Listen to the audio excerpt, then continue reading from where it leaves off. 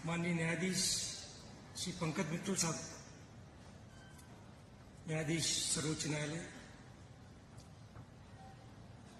Shri MM Srivastava, Rajasthan उच्च न्यायालय के मुख्य न्यायाधीश,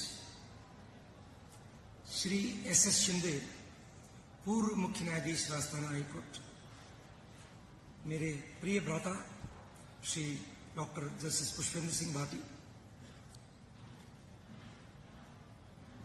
माननीय जोगाराम जी पटेल साहब, law minister state of Rajasthan, Shri Bhuvnesh ji Sharma, chairman bar council, Rajasthan उच्च न्यायालय में मेरे भ्राता और बहन न्यायाधीशगण, मैं विशेष रूप से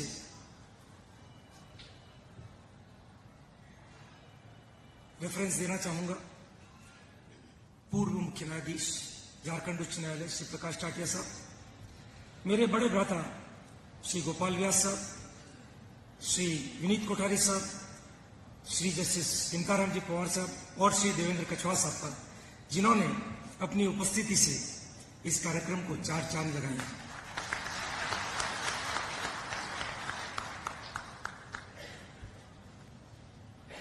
विद्वान वरिष्ठ न्यायाधीश, वरिष्ठ अधिवक्ता महोदय, बार काउंसिल के मेंबर्स, राजस्थान उच्च न्यायालय एडवोकेट्स एसोसिएशन के अध्यक्ष श्री रत्नाराम जी थौलिया साहब, एसोसिएशन के पदाधिकारीगण, मेरे प्रिय अधिवक्ता बंधुओं, देवी और सज्जनों, मैं श्री रत्नाराम जी थौलिया और राजस्थान उच्च न्यायालय एडवोकेट्स एसोसिएशन को का तहे दिल से आभारी हूं कि आपने इस प्लैटिनम जुबली सेलिब्रेशंस के दौरान जो कार्यक्रम आयोजित किया है उसमें मुझे इतने आग्रह से और इतने प्रेम से भाग लेने हेतु इनवाइट किया। रत्नाराम जी ने मुझे कॉल किया कि जब एसोसिएशन का कार्यक्रम में आपको आना है, तो मेरा सीधा यही जवाब था कि जब एसोसिएशन याद करती है तो उसमें ना का तो कोई स्कोप ही नहीं होता। ये एसोसिएशन वो बॉडी है जिसका सदस्य बनके मैंने एडवोकेसी में पहला कदम रखा था।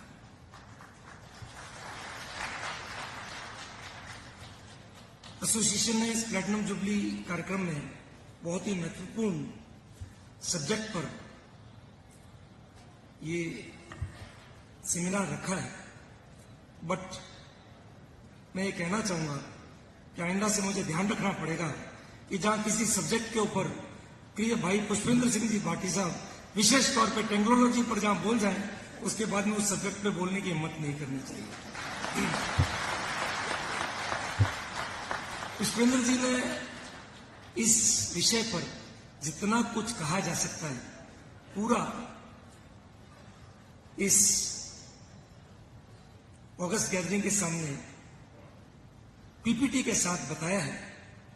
और अब जबकि कोविड का समय गुजरे हुए 4 साल लगभग हो चुका है, तो हम सभी कमोबेश कहीं ना कहीं इस टेक्नोलॉजिकल डेवलपमेंट और टेक्नोलॉजिकल चैलेंजेस से वाकिफ है। उस विषय पे कुछ बात मैं कहूं उसके पहले जो मुझे आज ये स्वर्णिम अवसर मिला है उस पर मैं मेरी ओर से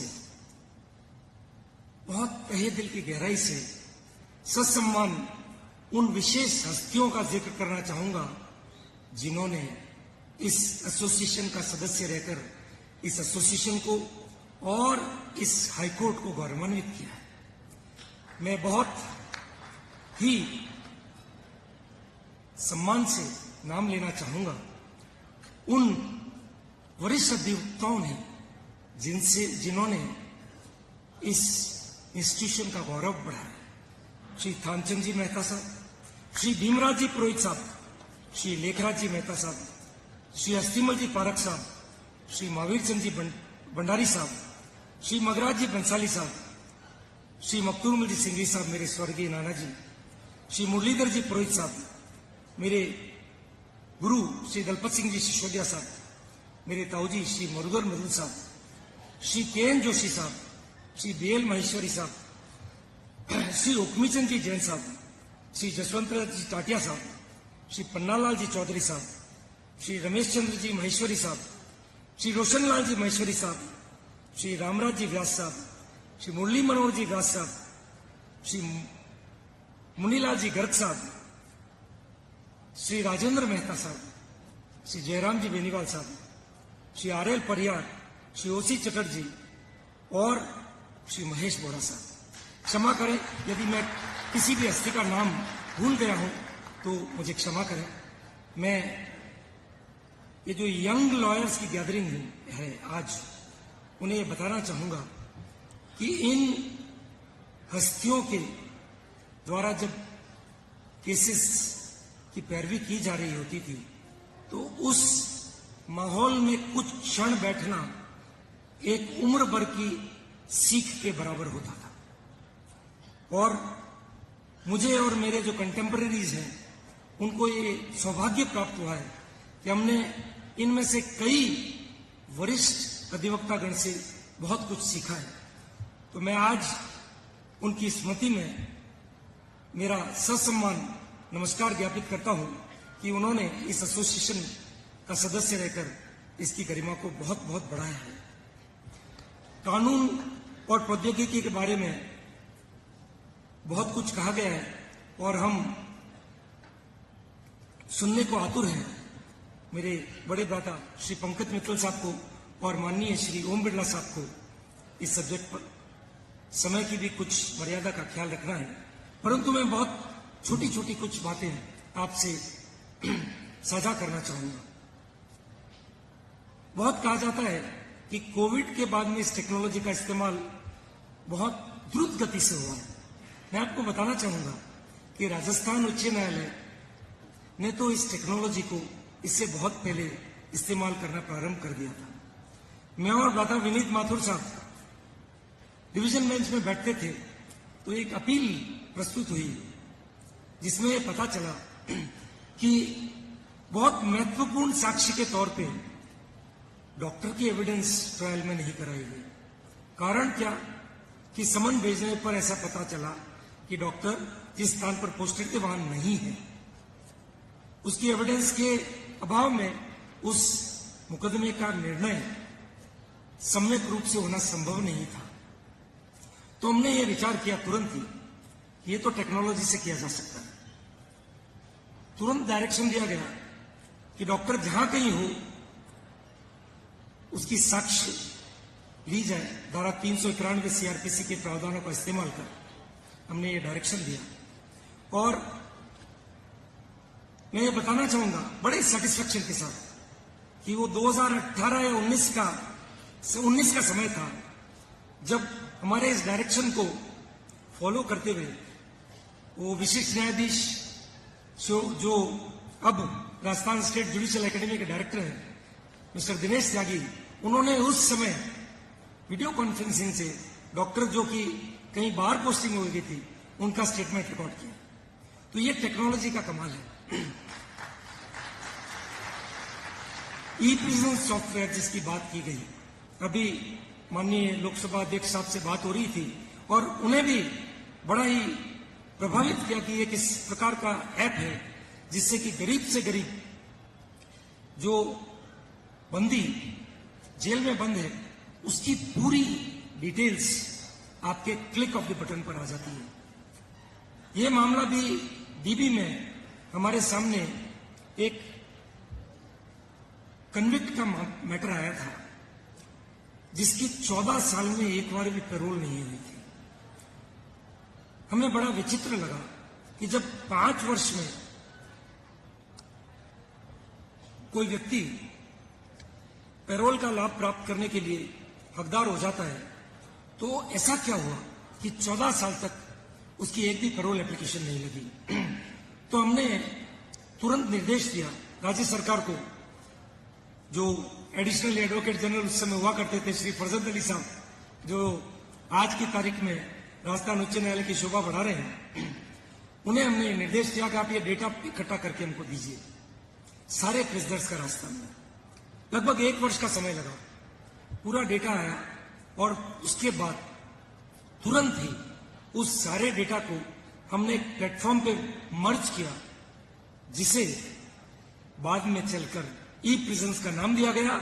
और आज इस डायस पर मौजूद मेरे बड़े भ्राता न्यायाधीश श्री पंकज मित्तल साहब ने इस राजस्थान उच्च न्यायालय के चीफ जस्टिस रहते हुए उस ऐप का इनॉग्रेशन किया था, लॉन्च किया था। मैं बड़े गर्व के साथ कह सकता हूं कि राजस्थान उच्च न्यायालय पहला इस देश का उच्च न्यायालय था जिसने वो ऐप लॉन्च किया था। मैंने उस एक्सपीरियंस का फायदा उठाते हुए गुवाहाटी उच्च न्यायालय में भी प्लैटिनम जुबली कार्यक्रम के दौरान ही माननीय प्रेसिडेंट साहिबा से उस ऐप का गुवाहाटी आसाम में भी लॉन्च करवाया था। वो ऐप एक ऐसा जरिया है जिससे कि किसी भी बंदी के पूरी हिस्ट्री का पता चल सकता है। बहुत इंस्टांसेस ऐसे होते हैं जबकि किसी मुलजिम को जमानत का आदेश प्राप्त हो जाता है, परंतु परिजनों में कोई जमानत मुचल के प्रस्तुत करने वाला नहीं होता है। इस कारण वो बंदी बहुत लंबे समय से जेल में रहता है। उस ऐप में ये सब पैरामीटर्स है कि अगर बेल ऑर्डर हो चुका है, मुलजिम जेल से रिहा नहीं हुआ है, तो वो सूचना भी पुनः न्यायालय को प्राप्त होगी, तो उसका रेक्टिफिकेशन किया जा सकता है। तो ये टेक्नोलॉजी का महत्व है कि लास्ट मैन स्टैंडिंग, जो कि जेल में बंदी बंद है, जिसका कोई जरिया नहीं है बाहर की दुनिया से संपर्क करने का, उस तक भी न्यायालय पहुंच सकता है। अभी हाल में बहुत चर्चा होने लगी है कि सभी न्यायालय की कार्रवाई लाइव की जाए। सुप्रीम कोर्ट में जैसा आपने देखा, नीट की सुनवाई जब हुई तो सारी कार्रवाई लाइव थी। आपको बताना चाहूंगा कि गुवाहाटी हाईकोर्ट में जब मैं पहुंचा तो पहले दिन ही मुझे सवाल किया गया, chief justice, would you like to have your proceedings telecasted live? मुझे बड़ा सरप्राइज हुआ, राजस्थान में ऐसी व्यवस्था नहीं थी। तो मैंने तुरंत ही उसे स्वीकार किया और दूसरे ही दिन भ्राता पुष्पेंद्र सिंह जी भाटी साहब की एक मैसेज आया कि आई एम सो हैप्पी कि आपने वहां जाते ही ये टेक्नोलॉजी इस्तेमाल की। इसके बहुत प्लस और माइनस पॉइंट्स भी हैं। बहुत सारे लोग बड़े विचलित करने वाले कमेंट्स रखते हैं, पर प्लस पॉइंट भी है। गुवाहाटी उच्च न्यायालय में एक मामला सुनते हुए कुछ ऐसा एक्सचेंज हुआ जो कि लोगों ने उस क्लिपिंग की कटिंग करके और YouTube पर जारी कर दी। उसको आज शायद 50 लाख से ज्यादा व्यू मिल चुके हैं। तो पॉपुलरिटी गेन करने का भी एक साधन है। मैं सभी अधिवक्ताओं को ये कहना चाहूंगा कि आज राजस्थान उच्च न्यायालय ने और सुप्रीम कोर्ट की ई कमेटी ने, साथ ही लॉ मिनिस्ट्री ने इतने जबरदस्त प्रयास किए हैं कि इस टेक्नोलॉजी के जरिए जो फिजिकल डिस्टेंसेस हैं उसको खत्म कर दिया जाए। आप लोगों को अब आगे आना है कि इस टेक्नोलॉजी को इस्तेमाल करके इस लॉ डिस्पेंसेशन में जो डिले के कारण बहुत कुछ कमेंट्स सुनने को मिलते हैं, उसको ओवरकम किया जाए। मेरा यह विचार है कि यदि हम मिलजुल कर इस दिशा में काम करेंगे तो वो दिन दूर नहीं है कि जैसा कि राजस्थान उच्च न्यायालय और राजस्थान की जुडिशरी दूसरे विषयों में अग्रणी है, इस विषय में भी देश का सबसे अग्रसर संस्थान रहेगा।